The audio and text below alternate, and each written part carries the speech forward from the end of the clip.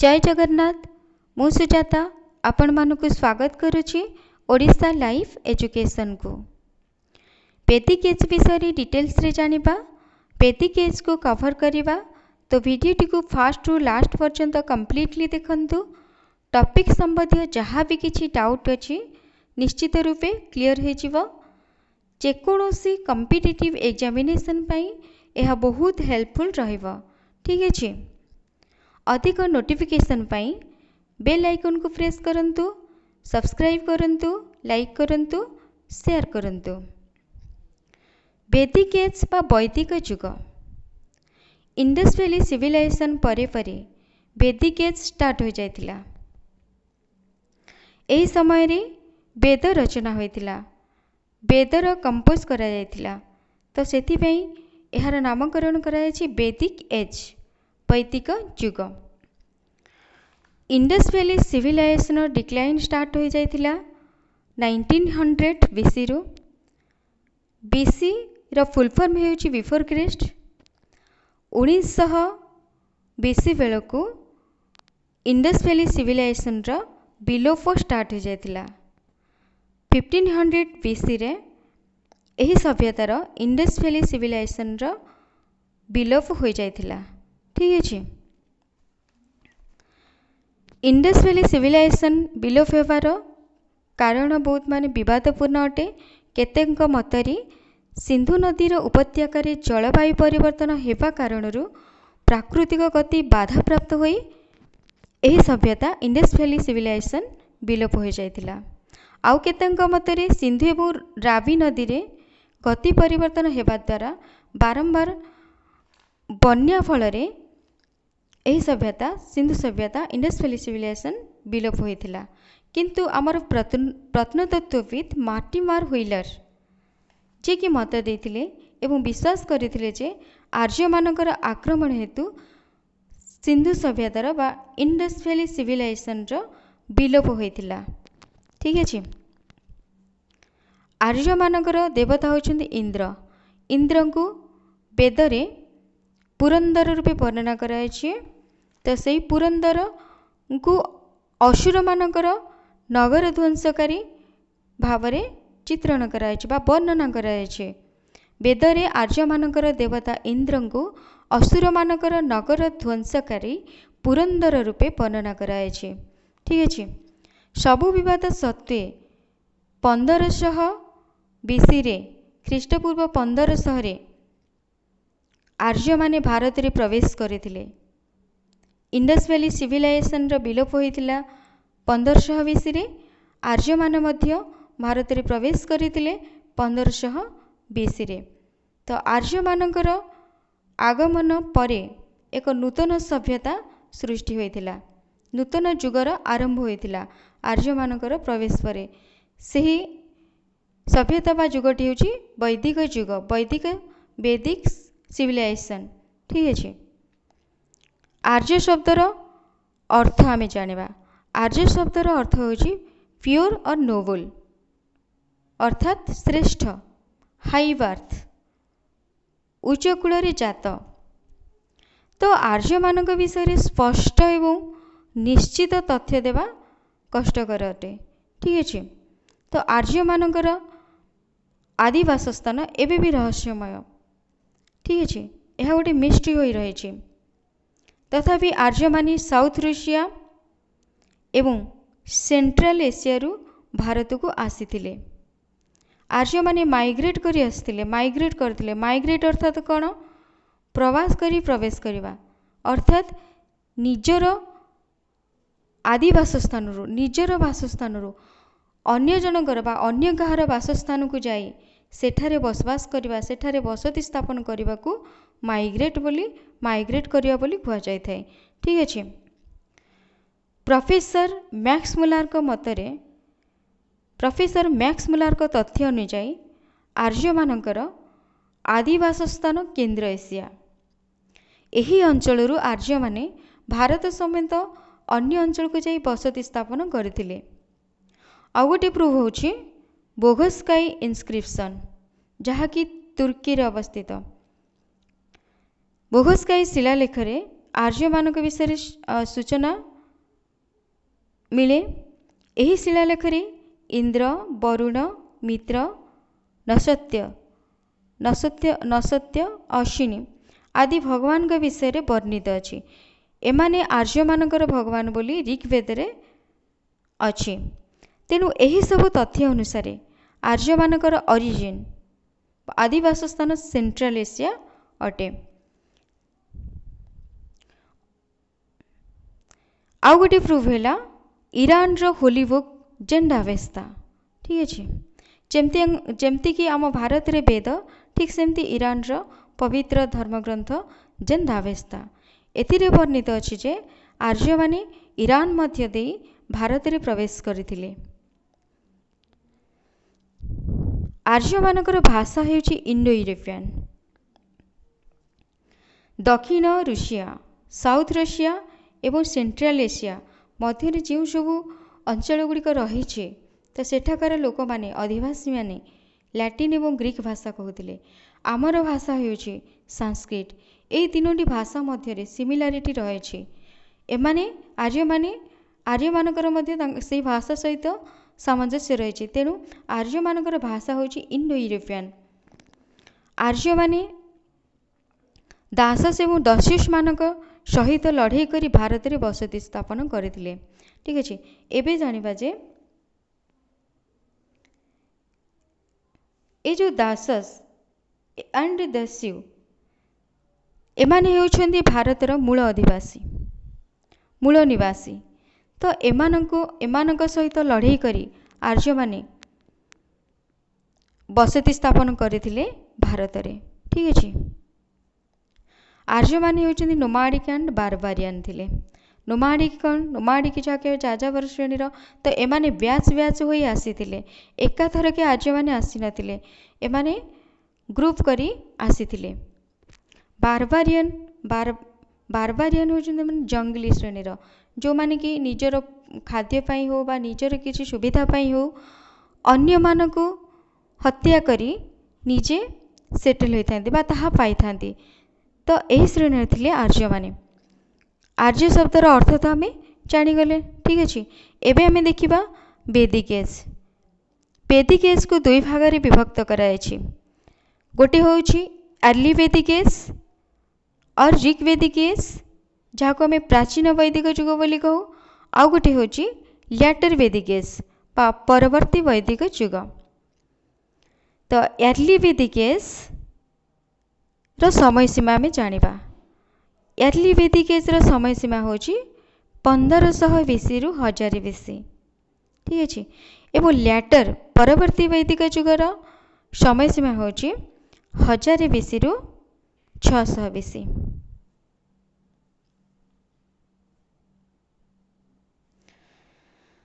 Early Vedic ଏଜ୍କୁ ଋଗ୍ବେଦିକ age କୁହାଯାଏ, କାହିଁକି ନା ଏହି ସମୟରେ ଋଗ୍ବେଦର ରଚନା କରାଯାଇଥିଲା, କମ୍ପୋଜ କରାଯାଇଥିଲା। ଠିକ୍ ଅଛି, ତ ଆର୍ଲି ବେଦିକ ଏଜ୍ ବିଷୟରେ ଫାଷ୍ଟ ଆମେ ଜାଣିବା।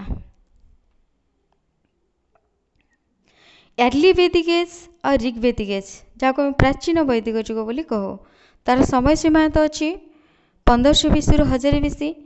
ଆର୍ଯ୍ୟମାନେ ପ୍ରଥମେ ଆସି ନର୍ଥ ୱେଷ୍ଟ ମାଉଣ୍ଟେନରେ ପ୍ରବେଶ କରିଥିଲେ ଆର୍ଲି ବେଦିକ ଏଜ୍ରେ। ତ ଆର୍ଯ୍ୟମାନେ ନର୍ଥ ୱେଷ୍ଟ ମାଉଣ୍ଟେନରେ ପ୍ରବେଶ କରିଥିଲେ। ତାପରେ ପଞ୍ଜାବକୁ ଟୋଟାଲ ଅଧିକାର କରିନେଇଥିଲେ। ଆର୍ଯ୍ୟମାନେ ସପ୍ତ ସିନ୍ଧୁ ଅଞ୍ଚଳରେ ବସବାସ କରୁଥିଲେ, ନଦୀ କୂଳ ମାନଙ୍କରେ ହିଁ ବସବାସ କରୁଥିଲେ। ସବୁ ପ୍ରକାର ସୁବିଧା ମିଳୁଥିଲା, ତ ସେଥିପାଇଁ ନଦୀ କୂଳରେ ସେମାନେ ବସବାସ କରୁଥିଲେ। ସେମାନେ ଯେଉଁ ଅଞ୍ଚଳରେ ବସବାସ କରୁଥିଲେ ଆର୍ଲି ବେଦିକ ଏଜ୍ରେ, ତ ସପ୍ତ ସିନ୍ଧୁ ଅଞ୍ଚଳ ବୋଲି ସେହି ଅଞ୍ଚଳକୁ କୁହାଯାଉଥିଲା। କାହିଁକି ନା ସାତୋଟି ନଦୀ କୂଳରେ ସେମାନେ ବସବାସ କରୁଥିଲେ। ସେହି ନଦୀ ଗୁଡ଼ିକ ହେଉଛି ଇଣ୍ଡସ୍ ବା ସିନ୍ଧୁ, ରାଭି ବା ପରୁଷ୍ଣୀ, ବ୍ୟାସ ବା ବିପାଶା, ଝେଲମ ବା ଭିତସ୍ତା, ଚେନାବ ବା ଅଶ୍କିନ୍, ସତଲେଜ ବା ଶତୁଦ୍ରୀ ଏବଂ ସରସ୍ୱତୀ। ଏହି ନଦୀ କୂଳରେ ସେମାନେ ପ୍ରାଚୀନ ଆର୍ଯ୍ୟମାନେ ବସବାସ କରୁଥିଲେ। ଠିକ୍ ଅଛି, ଏହାକୁ ସପ୍ତ ସିନ୍ଧୁ ଅଞ୍ଚଳ ବୋଲି କୁହାଯାଉଥିଲା। ଏବେ ଆମେ ଜାଣିବା ପ୍ରାଚୀନ ଆର୍ଯ୍ୟମାନଙ୍କର ପ୍ରଧାନ ବୃତ୍ତି କ'ଣ ଥିଲା। ପ୍ରାଚୀନ ଆର୍ଯ୍ୟମାନଙ୍କର प्रधान वृत्ति थिला पशुपालन, डोमेस्टिकेशन ऑफ एनिमल। ठीक अच्छे। सेकेंडरी ऑक्युपेशन थिला कृषि। वैदिक एज रा सभ्यता माने कौन टोटल ग्रामीण सभ्यता थिला। ठीक अच्छे। इंडस्ट्रियल सिविलाइजेशन रे शहर सभ्यता थिला किंतु वैदिक एज टा ग्रामीण सभ्यता थिला। अश्व बा घोड़ार व्यवहार से माने जानिथिले बा करुथिले प्राचीन आर्य माने। हथियार व्यवहार मध्य से मानकु जଣା थिला। रथर व्यवहार करी से माने युद्ध करुथिले। रथर व्यवहार करी गोटे स्थान रु अन्य गोटे स्थान को से माने इजिली जाई पारुथिले एवं युद्ध मध्य करुथिले। एबे हमें देखिबा ल्याटर वैदिक एज रे आर्य माने केउठारे बसवास करथिले। ल्याटर बा परवर्ती वैदिक युग रे आर्य माने गांगेटिक प्लेन रे बसवास करथिले अर्थात गंगा और जमुना नदीर दोआब रे बसति स्थापन करुथिले। दोआब कौन? दोआब अर्थात दुई नदीर मध्यवर्ती अंचल। ठीक अछि। एहाकु आर्यवर्त मध्य कहा जाउथिला। गंगा जमुनार दोआब कहा जाउथिला, एहाकु आर्यवर्त कहा जाउथिला। परवर्ती वैदिक युग रे आर्य माने उत्तर हिमालय ठाରୁ विंध्याचल पर्यंत अधिकार विस्तार करथिले। ठीक अछि। एबे आमे जानिबा यार्ली वैदिक पीरियड और ऋग्वैदिक पीरियड रो इकोनॉमिक कंडीशन कोन थिला। इकोनॉमी कोन थिला, अर्थनीति सेमानकर कोन थिला। प्राचीन आर्य मानकर अर्थनीति मुख्यतः कृषि और पशुपालन उपरे निर्भर थिला। अर्थनीति निर्भर करुथिला, डिपेंड करुथिला कृषि और पशुपालन उपरे। गाई सेमानकर गोटे गाई सेमानकर मुख्य थिला सेतेबेले। तो गाई को सेमाने करेन्सी बा मुद्रा रूप में व्यवहार करुथिले। जदि बा उपहार का उपहार दउथिले दामी तो गाई को उपहार स्वरूप मध्य दिया जाउथिला। यार्ली वैदिक एज रे निष्क नामक एक वैदिक एज बा यार्ली वैदिक एज रे निष्क एवं कृष्ण नाम रे स्वर्ण मुद्रा व्यवहार करा जाउथिला। इंपोर्टेंट पॉइंट मन रखंतु, गोधूलीर व्यवहार होइतिला। गोधूली अर्थात समय माप पाई गोधूली को व्यवहार बा व्यवहृत हेउथिला। गोधूली गभीयति दूरतार माप पाई व्यवहृत हेउथिला। गोधूली गभीयति समय माप पाई गोधूली, दूरतार माप पाई गभीयति व्यवहृत हेउथिला। एबे देखिबा अर्ली वैदिक एज रो सोसाइटी समाज कौन थिला, सामाजिक अवस्था कौन थिला। समाज रो मूल स्तर थिला परिवार, फैमिली। परिवार को कुल बोली कहा जाउथिला। कुलर मुख्य को कुलप कहा जाउथिला। केते गुड़िए परिवार मिसी ग्राम गठित हेउथिला बा होइथिला। ग्रामर मुख्य को ग्रामणी कहा जाउथिला। केते गुड़िए ग्राम पुणी मिसी 20 गठित हेउथिला। 20 रो मुख्य को विस्पति कहा जाउथिला। केते गुड़िए 20 मिसी जन बा ट्राइब गठित हेउथिला। जनर मुख्य को राजन कहा जाउथिला। ठीक अछि। केते गुड़िए परिवार मिसी ग्राम गठित हेउथिला तो परिवार मुख्य को कुलप बोली कहला। परिवार को कुल कहला, कुलर मुख्य को कुलप कहला। आउ थरे रिपीट करी कहूचे। ठीक अछि। एवं केते गुड़िए परिवार मिसी गोटे ग्राम गठित होता। ग्रामर मुख्य को ग्रामणी। ग्राम केते गुड़िए ग्राम मिसी 20 गठित होता। 20 मुख्य को विस्पति कहला। एवं केते गुड़िए 20 मिसी जन बा ट्राइब गठित होता। तो यार मुख्य को ट्राइब बा जनर मुख्य को राजन बोली कह जाउथिला। ठीक अछि। ट्राइब किंगडम से जो सेतेबेले थिला जनजाति राज्य बोली आम जहाँ कहते सेतेबेले देखाइथिला जदू गोटे थिला, मत्स्य थिला, कुरु थिला, भारत थिला। एमाने होचन ट्राइब किंगडम। ओके, जनजाति राज्य। एबे हमें देखिबा जे समाज रे वर्ण सृष्टि हैला। तो कार्य अनुसार विभागीकरण होइथिला, विभक्त कराइथिला। वर्ण बा कलर बा रंग एहाकु चारि भाग रे विभक्त कराइथिला कार्य अनुसार।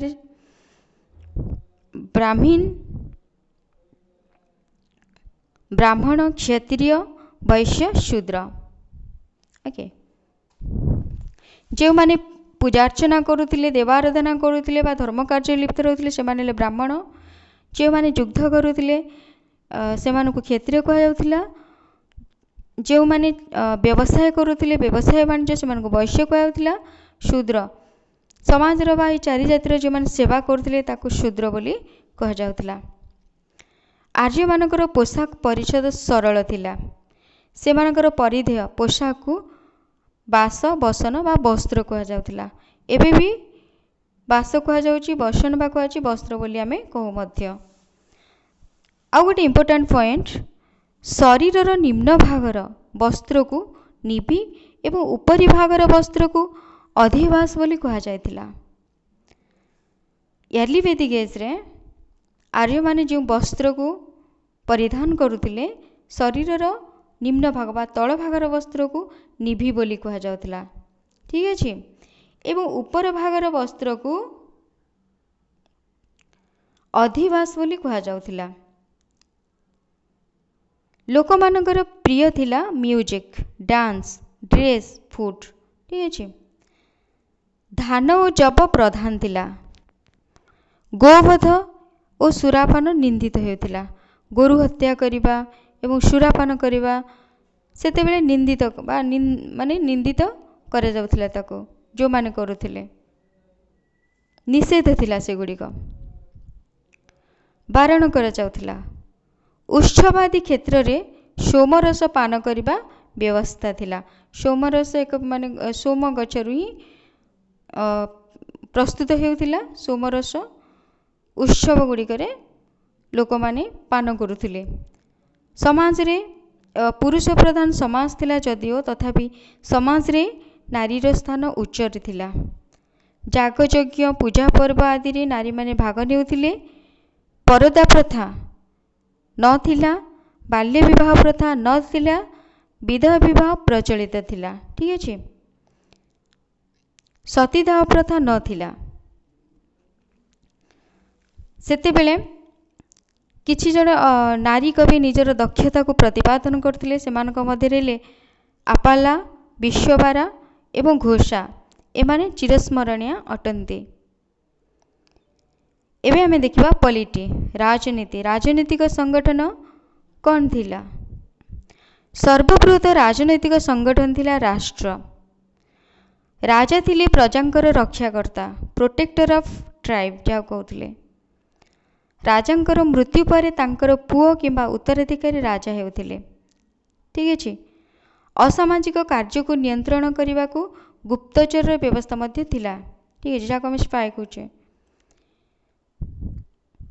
ଏର୍ଲି ଭେଦିକ ଏଜ୍ରେ ପୁରୋହିତ ଥିଲେ ପ୍ରଧାନ। ସେ ରାଜାଙ୍କୁ ପଥ ପ୍ରଦର୍ଶକ ରୂପେ ଯଥେଷ୍ଟ ସାହାଯ୍ୟ କରୁଥିଲେ। ଧର୍ମ କ୍ଷେତ୍ରରେ ମଧ୍ୟ ପ୍ରମୁଖ ଭୂମିକା ଗ୍ରହଣ କରୁଥିଲେ। ରାଜାଙ୍କୁ ସାହାଯ୍ୟ କରିବା ନିମନ୍ତେ ଟ୍ରାଇବାଲ କାଉନସିଲ ଗଠିତ କରାଯାଇଥିଲା। ଠିକ୍ ଅଛି। ସଭା ଏବଂ ସମିତି ନାମରେ ଅନୁଷ୍ଠାନ ମାନ ରହିଥିଲା, ଯାହାକୁ କି ଟ୍ରାଇବାଲ କାଉନସିଲରେ ଆସୁଛି ସଭା ଏବଂ ସମିତି ରାଜାଙ୍କୁ ସାହାଯ୍ୟ କରିବା ନିମନ୍ତେ। ସଭା ହେଉଛି ଏଲ୍ଡର ମାନଙ୍କ ପାଇଁ, ବିଜ୍ଞ ବ୍ୟକ୍ତିମାନଙ୍କ ପାଇଁ। ସମିତି ହେଉଛି କମନ ପିପୁଲଙ୍କ ପାଇଁ, ସାଧାରଣ ଲୋକଙ୍କ ପାଇଁ। ଭଲିଣ୍ଟାରିଲି ସ୍ୱେଚ୍ଛାପୂର୍ବକ ଭାବରେ ଲୋକମାନଙ୍କ ଦ୍ୱାରା ଡୋନେସନ୍, ଟ୍ରାଇବ୍ କିଙ୍ଗଡମ୍ ଗୁଡ଼ିକୁ ଡୋନେସନ୍ ଦିଆଯାଉଥିଲା। ସେ ଯେଉଁ ଭଲିଣ୍ଟାରିଲି ବା ସ୍ୱେଚ୍ଛାପୂର୍ବକ ଲୋକମାନଙ୍କ ଦ୍ୱାରା ଯେଉଁ ଡୋନେସନ୍ ଦିଆଯାଉଥିଲା ତାକୁ ବାଲି ବୋଲି କୁହାଯାଉଥିଲା। ମନେ ରଖନ୍ତୁ, ସ୍ୱେଚ୍ଛାକୃତ ଭାବରେ ଯେଉଁ ଡୋନେସନ୍ ଦିଆଯାଉଥିଲା ତାକୁ ବାଲି ବୋଲି କୁହାଯାଉଥିଲା। ଏବେ ଆମେ ଦେଖିବା ଏର୍ଲି ଭେଦିକ ପିରିୟଡ଼ ଆଉ ଋଗ୍ଭେଦିକ ଗଡ୍। ଏର୍ଲି ଭେଦିକ ପିରିୟଡ଼ର ଗଡ୍ ବା ଭଗବାନଙ୍କ ବିଷୟରେ ଆମେ ଜାଣିବା। ପ୍ରାଚୀନ ବୈଦିକ ଯୁଗରେ ଭଗବାନ କିଏ ଥିଲେ? ଆର୍ଯ୍ୟମାନେ ପ୍ରକୃତିର ଉପାସକ ଥିଲେ। ପ୍ରକୃତିର ଗତିବିଧି ବା ମଙ୍ଗଳ ପାଇଁ ତ ସେମାନେ ପ୍ରକୃତିକୁ ହିଁ ପୂଜା କରୁଥିଲେ, ଯେମିତିକି ଇନ୍ଦ୍ର ବର୍ଷା ପାଇଁ। ଠିକ୍ ଅଛି। ତ ଏହିଭଳି ଭାବରେ ସେମାନେ ଅଗ୍ନି, ଇନ୍ଦ୍ର ତ ଏମାନଙ୍କୁ ଉପାସନା କରୁଥିଲେ। ଏମାନେ ଥିଲେ ପ୍ରକୃତିର ଉପାସକ। ଲେଡି ଡିଭାଇନ୍ ଥିଲେ ବା ଅଦିତି ଏବଂ ଉଷା। ଅଦିତି ଏବଂ ଉଷା ଥିଲେ ଦେବୀ। ଦେବତା ଥିଲେ ଇନ୍ଦ୍ର, ବରୁଣ, ସୋମ, ଅଗ୍ନି, ରୁଦ୍ର, ସୂର୍ଯ୍ୟ, विष्णु, मित्र, अश्विनी, जम, मरुत। ठीक अच्छे। एबे देखिबा टाइप्स ऑफ मैरिज। सेते बेले जो मैरिज प्रथा थिला ता मैरिज व्यवस्था थिला ताहा केते प्रकार थिला? ताहा 8 प्रकार थिला। फर्स्ट होची ब्राह्म। ब्राह्म, दैव, अर्ष, प्रजापत्य, गांधर्व, असुर, राक्षस, पैशाच एही भली भाबरे 8 प्रकार विवाह व्यवस्था थिला। ब्राह्म ब्राह्म विवाह रे समान जातिर विवाह होतिला एवं यौतुक सहित होतिला। दैव विवाह रे पाउना आकारे पुजारी को कन्यादान करा जाउतिला। अर्ष रे गाईर मूल्य बदल रे कन्या को दिया जाउतिला, दान करा जाउतिला। दान करा जाई विवाह अनुष्ठित होतिला। प्रजापत्य रे बिना यौतुक रे कन्या को बर सहित विवाह करा जाउतिला। गांधर्व विवाह रे प्रेम विवाह होतिला। असुर विवाह जोटा कि कन्या को किना जाए क्रय करा जाए बर विवाह करा जाउतिला। ठीक अच्छे। राक्षस विवाह रे पराजित राजांकर कन्या, पराजय वरण करथिबा राजांकर कन्या सहित विवाह होतिला, अनुष्ठित होतिला किंबा अपहरण करी कन्या को अपहरण करी अना जाई विवाह करा जाउतिला। पैशाच विवाह रे प्रलोभित होई लोभान्वित होई कौनसी गोटे नारी प्रति कन्या प्रति ताकू जबरदस्त विवाह करा जाउतिला। ठीक अच्छे। सेतेबेले मध्य धार्मिक अनुष्ठान मान अनुष्ठित होतिला। सेथि मध्यरु राजस्वीय, वाजपेय और अश्वमेध यज्ञ प्रधान अटे। ओके। तो एबे हमें देखिबा राजस्वीय कौन अटे। राजस्वीय होची राजा राज्य जय कला परे जो यज्ञ करिथांती खुशी रे ताकू राजस्वीय यज्ञ बोली कुहाचे। अश्वमेध कौन? अश्वमेध यज्ञ चक्रवर्ती राजा माने यज्ञ समापन करी एक घोड़ा को सुसज्जित करी स्वाधीन भाव में छाड़ी दियंती। एक घोड़ा को बा अश्व को सुसज्जित करी स्वाधीन भाव में छाड़ी दियंती। सेही घोड़ा जो राज्य रे पहुँचे सेही राज्य राजांकर अधीनस्थ हुए। जदि बा सेही राजा यह स्वीकार न करती ताहले से राजांक सहित चक्रवर्ती जो राजांकर घोड़ा पठाई राजांकर युद्ध होता है। ठीक अच्छे। वाजपेय यज्ञ कौन? राजा निजर शक्ति सामर्थ्य और वीरपण देखापी यह यज्ञ करिथांती। रथ बा चैरियट रेस मध्य करथांती, रथ दौड़ मध्य करिथांती। एबे हमें जानिबा ल्याटर वैदिक एज समय सीमा 1020 रु 600 BC। परवर्ती वैदिक युगर समाज विषय जानिबा। समाजर चारि बन बा जातिर बंटन वंशानुक्रमिक होईगला। जो कर्म आधार चारि बर्ण विभक्त कराइथिला ताहा धीरे धीरे वंशानुक्रमिक होईगला। जे चाष करुछि तार पुओ चाषी ही रहिबो, जे युद्ध करुछि तांकर माने आगामी पीढ़ी सब युद्ध करिवे। एही भली भाबरे से माने से क्षत्रिय की रहिबे। तो एही भली भाबरे वंशानुक्रमिक होईगला। क्षत्रियर आगामी पीढ़ी क्षत्रिय हेबे। के वैश्यर आगामी पीढ़ी जो मान सब आछे से वैश्य रहिबे। एही भली वंशानुक्रमिक होईगला। जातिर विभिन्न उपजातिर सृष्टि हैला। शूद्र माने सेमानकर कार्य निमित्त अस्पृश्य जाति रूपे परिगणित हेले। जो मेन जो चारिटा जाति रहिला सेथिरु मध्ये आहुरी विभिन्न प्रकार उपजाति सृष्टि होईगला। ब्राह्मणर केतेटा उपजाति सृष्टि हैला एमती सबु प्रकार सबु जो जातिर आहुरी सेमानकर गोटे गोटे उपजाति गुड़िक सृष्टि होईगला। क्षत्रियंकर उपजाति सहित वैश्य एगुड़िकर सब उपजाति सृष्टि हैला। जातिर उपजाति सृष्टि होईगला। शूद्र माने जो समस्तंकर सेवा करती से अस्पृश्य जाति रूपे परिगणित करागला। जाति प्रथा धीरे धीरे कठोर कठोरतम होईगला। नारी माने समाज रे सेमानकर मर्यादा को हराई बसिले, मर्यादार स्थान को हराई बसिले। एकाधिक पत्नी ग्रहण करने प्रथा समाज रे कलंक रूपे परिगणित हैला। प्राचीन वैदिक युगरे एक पत्नी ग्रहण कराइथिला, किंतु परवर्ती वैदिक युगरे ल्याटर वैदिक एज रे एकाधिक पत्नी ग्रहण करिवार प्रथा समाज रे गोटे कलंक रूपे परिगणित हैला। तापरे परे जो यौतुक प्रथाटा मध्य एही ल्याटर वैदिक एज रे प्रचलित हैला। नारी मानकर संपत्ति उपरे अधिकार रहिला नाही। तथापि निजर ज्ञान बल रे जो नारी माने समाज रे प्रतिष्ठित हो पारथिले सेमाने हेले गार्गी मैत्रेयी। मन रखंतु गार्गी मैत्रेयी।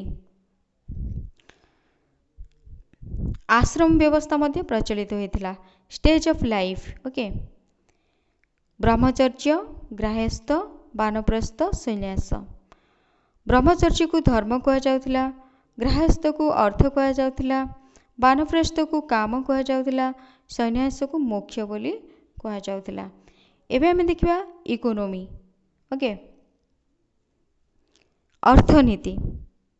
अर्थनैतिक कार्यकलाप पूर्वापेक्षा व्यापक थिला। प्राचीन वैदिक युग अपेक्षा परवर्ती वैदिक युगरे अर्थनीति व्यापक थिला। कृषि थिला अर्थनैतिक कार्यकलापर मुख्य। नुआ वृत्ति आड होइथिला बा नुआ वृत्ति सब मिसिथिला जेमति कि फिशरमैन, डोरकीपर, वाशरमैन आदि। धातुर व्यवहार मध्य जानिथिले। परवर्ती वैदिक युगरे धातुर व्यवहार जनाथिला जेमति कि टीन, सिल्वर एंड आयरन रो व्यवहार समान जानिथिले बा जनाथिला आर्य मानकु। परवर्ती वैदिक युगरे लोक मानकु ए सब धातुर व्यवहार जनाथिला। एहाको मध्य यार्ली आयरनिक एज मध्य कहा जाउथिला। एही परवर्ती वैदिक युग को बा लैटर वैदिक एज को यार्ली आयरनिक एज मध्य कहा जाउथिला। काहेकि ना एही समय रे लोक माने आयरन बा लुहार व्यवहार करिबा जानिले, लुहार आविष्कार हैला तो एहाको यार्ली आयरनिक एज बोली कहा जाउथिला बा कहा जाए। एबे देखिबा रिलीजन उपरे धर्म कोन थिला। सुप्रीम गॉड थिले प्रजापति। पूषण पूषण के पूषण थिले गॉड पशु मानकर देवता। सौर देवता थिले विवाह क्षेत्र रे यात्रा किंबा पशु मानकर मंगल पाई से दायी रहउथिले। तांको मध्य सोल गाइड गॉड बोली कहा जाउथिला। शूद्र मानकर ए गॉड थिले पूषण पशु मानकर देवता बोली जहाको कहा जाय पूषण। एबे हमें देखिबा पॉलिटी। परवर्ती वैदिक युगर राजनीति किपरि थिला, राजनैतिक अवस्था किपरि थिला। परवर्ती वैदिक युगरे राजा माने राज्य शासन करुथिले किंतु स्वेच्छाचारी नथिले, प्रजांकर हित करुथिले। पराक्रमशाली राजा माने निज शक्तिर परिचय देवा पई बा सुशक्तिर परिचय देवा पई राजसूय, वाजपेय और अश्वमेध आदि यज्ञ करुथिले। राजा माने निजको एकराट, राजाधिराज आदि पदवी रे भूषित करुथिले। राजतंत्र आडंबर आकार रे करा जाउथिला। राजतंत्रटा माने आडंबर आकार धारण करुथिला। परवर्ती वैदिक युगरे सभा समितिर क्षमता ह्रास पाइथिला। राजा हेबा वंशगत हो जाइथिला। आउ गोटे इम्पोर्टाट पॉइंट राष्ट्र शब्दर प्रचलन होइथिला। लैटर वैदिक एज रे बा परवर्ती वैदिक युगरे राष्ट्र शब्दर प्रचलन होइथिला। एबे आमे आउ गोटे इम्पोर्टाट जिनस जानिबा जोडा कि होछि हमर वैदिक लिटरेचर। एही वैदिक लिटरेचर रु वैदिक एज विषय रे आमे जानि थाउ। फास्ट आमे जानिबा जे वेद। जो वेद शब्दटी संस्कृत धातु विद रु आसीछि जहार अर्थ हेउछि कि जानिबा। वेदर अर्थ हेउछि नॉलेज, ज्ञान, सैक्रेड नॉलेज, प्योर नॉलेज। ठीक अछि। तो ये वैदिक लिटरेचर को दुई भाग रे विभक्त कराइथिला, टू कैटेगरी कराइथिला। गोटे होछि श्रुति आ गोटे होछि स्मृति। एही श्रुति एवं स्मृति को बुझिबा। ठीक अछि। श्रुति श्रुति होछि जहा सुना जाए। स्मृति होछि कोन जहा सुनी करी मने रखा जाए। ठीक अछि। श्रुति हमर जो रहिथिला श्रुति रे हमर जाउछि कोन कोन वेद जाउछि, ब्राह्मण जाउछि, उपनिषद जाउछि, अरण्यकस रहउछि। पूर्व रे कोन हेतिला स्टार्टिंग रु तो वेद को ओराली कहा जाउथिला। ता गोटे जेनेरेशन रु आउ गोटे जेनेरेशन को ट्रांसफर होउथिला। तो गोटे जेनेरेशन लोक मैंने आउ गोटे जेनेरेशन को कहूले आउ गोटे जेनेरेशन सेमती तार परवर्ती पीढ़ी को कहूले यही भाव में ट्रांसफर हो जाऊला किंतु बहु समय गला परे ताहा लिपि लेखा जाइथिला किंतु प्रथमे ताहा ओराली माने कुहा जाउथिला एवं जहाँ गोटे पीढ़ी कहूले आउ गोटे पीढ़ी शुणुले से भाव में पीढ़ी टू पीढ़ी माने ट्रांसफर होता। श्रुति सब माने कौन एटर्नाल अटे जहाँ को कहीं के क्वेश्चन करवानी यह हूँ ट्रुथ अटे। ओके श्रुति को नहीं कौन प्रकार क्वेश्चन करा जाय न थाए ताहा हूँ सत्य अटे। तो स्मृति कौन स्मृति हूँ जहाँ शुणिक मन रखा जाए तो ता परवर्ती समय रे मन रखी लेखा जाइथिला जहाँकि स्मृति रे किछि भूल भटका रही जाए पारे किंतु श्रुति रे नुहे। जदि स्मृति रे जहाँ लेखा जाइछि श्रुति रे ताहा अछि ताहाले जानिबा जे स्मृतिटा ठीक अछि ना जदि श्रुति रे अलगा रही एवं स्मृति रे अलगा रही ताले स्मृति ही भूल अछि बोली एठी भाबिबाको हमको पड़िबो। ठीक अछि एबे देखिबा श्रुति रे कौन कौन जाउछि स्मृति रे कौन कौन जाउछि। श्रुति रे हमर जाउछि वेद श्रुति रे जाउछि जहाँ शुणी करी मन रखा जाए सॉरी जहाँ शुणा जाए तो शुणिक जोटा मन रखा जाए होटा हूँ स्मृति। श्रुति रे आसी जाउछि हमर वेदस ब्राह्मणस उपनिषद आरण्यक। ठीक है स्मृति रे आसुछि वेदांग उपवेद फिलोसफी पुराणस सूत्रस एपिक।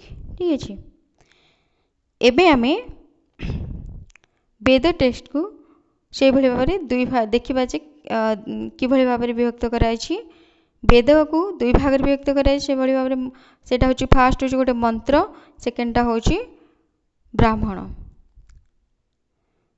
मंत्र मंत्र रे आमर रोचे ऋग्वेद सामवेद यजुर्वेद अथर्ववेद। ठीक अच्छे तो ये जो चारि वेद रोचे तो यही वेदर व्याख्या ब्राह्मण रे कराई ब्राह्मण जैकि पुस्तक यही चारि वेदर व्याख्या कराई ब्राह्मण हूँ कौन एक्सप्लेनेशन ऑफ 4 वेदस। ठीक अच्छे चारि वेदर व्याख्या ए ब्राह्मणास करा जायछि। आ गोटे आमर गोटे सब कैटेगरी होउछि उपनिषद ब्राह्मण जोटा कि ब्राह्मणास सब कैटेगरी उपनिषद अटे। उपनिषद को वेदांत बोली कहा जाए। उपनिषद also known as वेदांत। ओके उपनिषद हेउछि फिलोसॉफिकल टेक्स्ट। ओके वेदांत कौन वेदांत होछि ओरिजिन ऑफ वर्ल्ड। ठीक अच्छे आ गोटे रहा कि आरण्यकस आरण्यक कौन अटे। ठीक अच्छे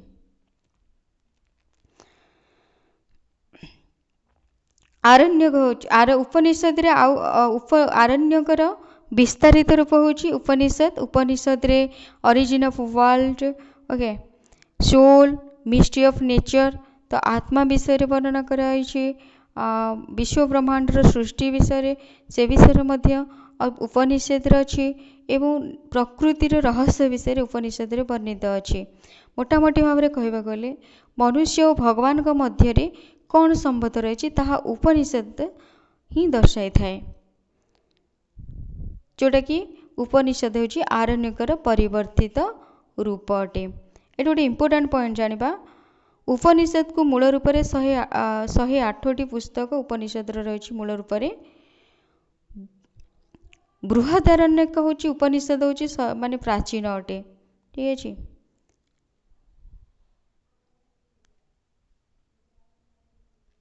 मन रखु आरण्यकस कौन आरण्यक बोली जहाँ को आम ओडिया कहे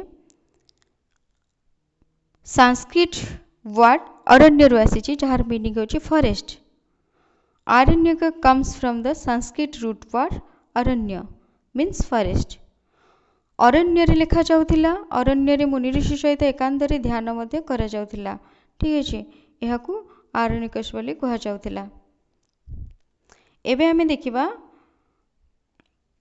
मंत्र जो वेद जो रही चारि वेद विषय जानिबा ऋग्वेद विषय फास्ट जानिबा ऋग्वेद। तो वेद को आउ गोटे जिन इंपोर्टाट पॉइंट मन रखु वेद अनंत समय पर उद्दिष्ट होइथिबारु वेदर अन्य नाम हेउछि नित्य। आहुरी मध्य मनुष्य हस्तरे सृष्टि होई नथिबारु वेद को अपुरुषेय बोली कहा जाए। इंपोर्टाट पॉइंट की पॉइंट मन रखु अनंत समय पर उद्दिष्ट होइथिबारु वेदर अन्य नाम नित्य। मनुष्य हस्तरे सृष्टि होई नथिबारु वेद को अपुरुषेय कहा जाए। नित्य अपुरुषेय क्या कहा जाए वेद को कहा जाए। ठीक अच्छे एवं जानिबा फास्ट आम ऋग्वेद विषय आम जानिबा। सबुठारु पुराणा वेद हेउछि ऋग्वेद बा ऋग्वेद बोली आम कहूचे। एथिरे आर्य मानकर स्तुति मान संबलित अछि। आर्य मानकर स्तुति सेथिरे रहिछि। तो पाखापाखि 1700 बीसी ऋग्वेद रचित होइछि बोली धरा जाए।